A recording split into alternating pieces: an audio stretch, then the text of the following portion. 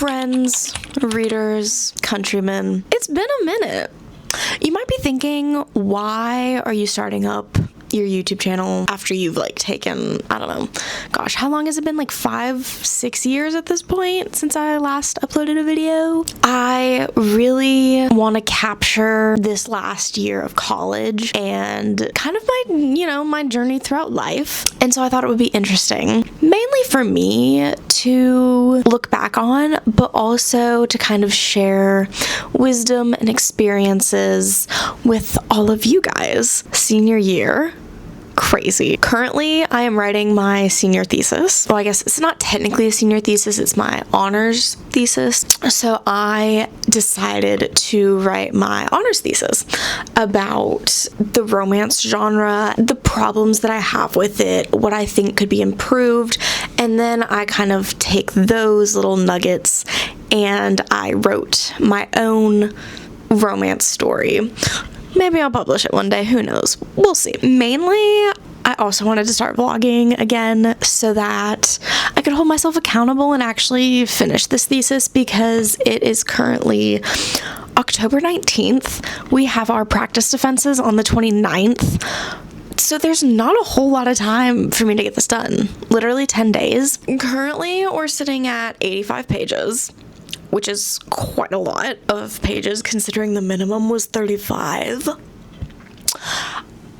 I'm just an overachiever, I guess. 19 of those pages are my quote-unquote theory section, where I kind of dive into the problems and the solutions and the research and all of that. And then the last 70 pages of that are my story. So I did write quite a bit of story. It's 13 chapters. It was supposed to be a short story. It's like a medium length story, I guess.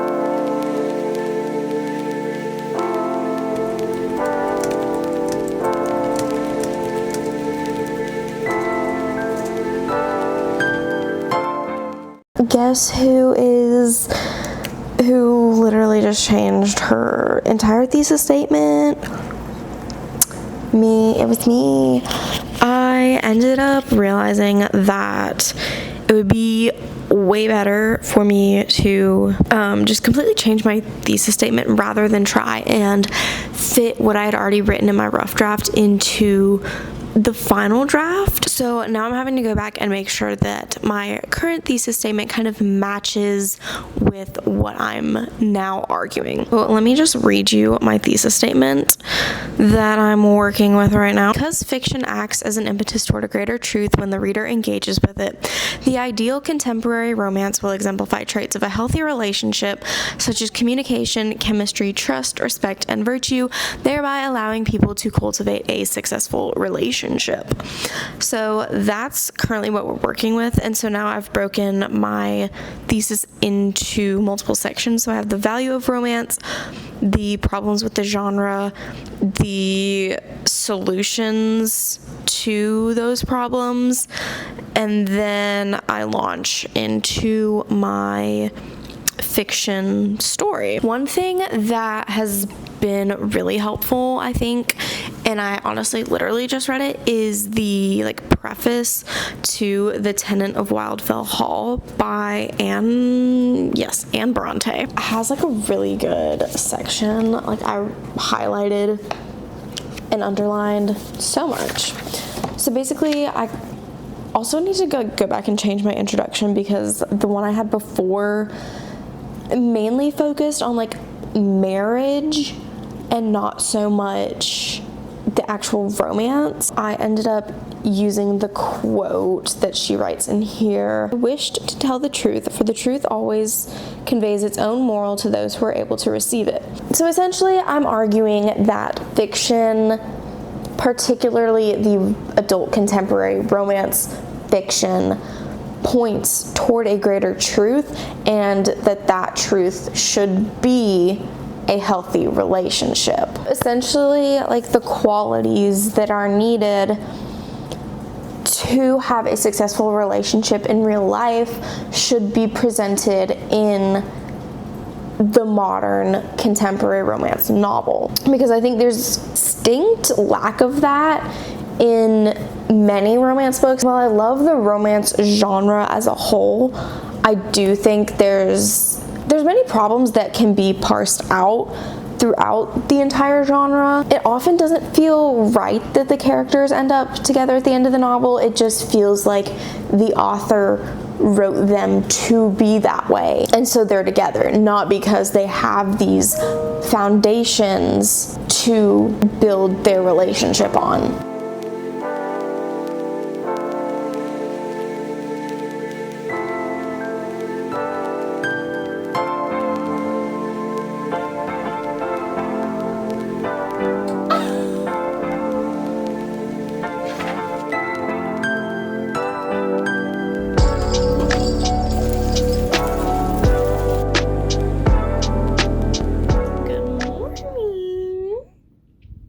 Guess what day it is?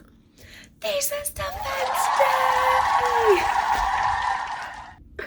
Y'all, I'm scared. I'm nervous. But I know I'm gonna do great. I know I'm gonna do fine. But I'm scared, okay? I gotta get ready for class, because I still have to go to class, unfortunately. Apparently, defending your thesis is not a big enough reason to not go to class. So yeah, I'm gonna make my breakfast, chill, hopefully. I did my nails last night. They're just like press-ons, but already so many of them started popping off, and I'm like, really? Really? I'm so scared.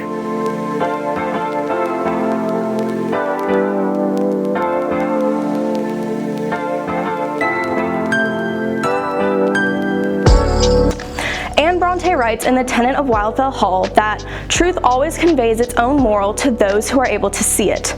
Regardless of whether people read for entertainment or for the exploration of new ideas, they will find different ways of interpreting a given text. It's been so long since I last filmed anything for this vlog that it's now Christmas. So as you just saw, I had a really successful thesis defense, because at the end of it, the whole thing is like your little council of people who like have read your paper get to ask you questions, but then like the audience gets to ask you questions as well. Like watching it back, there was just so many things that I wish I would have said, and I think any presentation is kind of like that, where you just kind of think about like what I could have said and things like that. But since defending, I mean, it's like a weight has been lifted off my shoulder, because when I was kind of in the midst of it and everything, I was like, okay, when am I gonna stop thinking about this thesis? Like when? Because like I would be sitting in class, I would, be doing my homework, and I couldn't stop thinking about my thesis. And I was like, this is bad. Like, is this normal? And thankfully most people assured me that it was normal, but I was still just like, this is crazy.